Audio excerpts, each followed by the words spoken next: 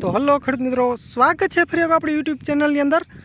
તો ખેડૂત મિત્રો, આજે આપણે તારીખ 14/11/2024ના જીરુના શ્રી ગણેશ કરી દીધા છે અને આપણે જીરુમાં ફર્સ્ટ પહેલું પાણીની શરૂઆત કરી દીધી છે।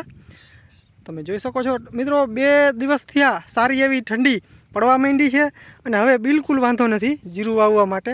તો આપણે જીરુનું વાવેતર કરી દીધું છે। ખેડૂત ભાઈ, આપણે ગુજરાત 4 નંબર જે જીરું આવે છે, જે નિધિ કંપનીનું, તે જ જીરું આપણે વાવેતર કર્યું છે। ગુજરાત 4 જ જઈ સાલ પણ ગુજરાત 4 નંબરનું જે જીરું આવે છે તેનું વાવેતર કર્યું હતું। આ વર્ષે પણ ગુજરાત 4નું જ આપણે વાવેતર કર્યું છે। મિત્રો, જેમ બને તેમ જે જીરુના કયારા આવે તે મીડિયમ અને ટૂંકા કરવાના, કેમ કે આપણે જઈ સાલ થોડાક લાંબા ક્યારા થઈ ગયા હતા, એટલે આપણે અનુભવ થઈ ગયો છે, તેમાં પ્રોબ્લેમ આવે છે લાસ્ટ છેલ્લા પાણીમાં। એટલે પારા જે કિયારા જે છે, પારિયું જે વચ્ચે આવે તે ટૂંકી વાઢડી બનાવવાની, ખેડૂત મિત્રોને ખબર હશે। તો ખાસ મિત્રો, આપણે જીરાનું વાવેતર કરી દીધું છે, હવે બિલકુલ વાંધો નથી, એકદમ ઠંડી વરવા માંડી છે હવે ધીમે ધીમે। મિત્રો, આના પછી આપણે બીજી વાડીનું પણ જીરું વાવવાનું બાકી છે। મિત્રો, આપણે આજે નયારા કંપની સાઈડ જે મગફળીવાળું હતું તેમાં જીરુંનું વાવેતર કરી દીધું છે। આપણે જે નયારા કંપની સાઈડ હતી વાડી, તેમાં મગફળી કાઢી અને આપણે જીરુંનું વાવેતર કરી દીધું છે। અને મિત્રો, બાસાલી ચાલુ છે, તમે જોઈ શકો છો બાસાલીનું કામ ચાલુ છે।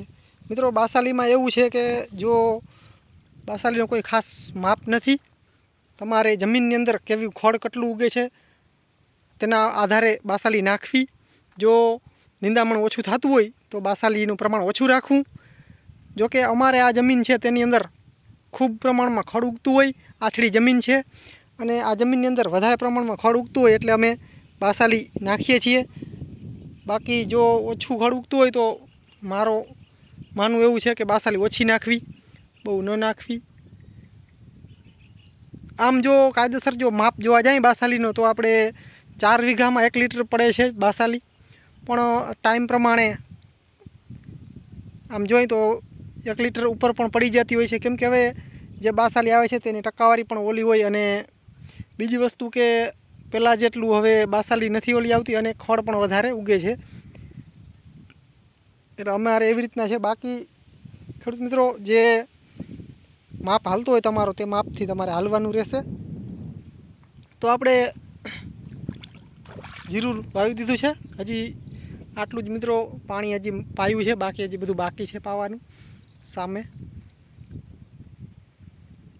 તો મિત્રો, ખાસ કોમેન્ટ કરજો કેને કેને જીરું હજી વાવેતર કર્યા છે। આપણા જે યુટ્યુબર જે મિત્રો છે ફેમિલી, તેઓને મારી વિનંતી છે, કોમેન્ટ કરજો કેને કેને જીરું આવ્યા છે અને હજી કેટલા જીરું બાકી છે। આપણે જે મિત્રો આ નયારા કંપની સાઈડ જે વાડી આવેલી છે તેમાં જીરુંનું વાવેતર કરી દીધું છે। તો ખેડૂત મિત્રો, બસ જય સિદ્ધનાથ મહાદેવર।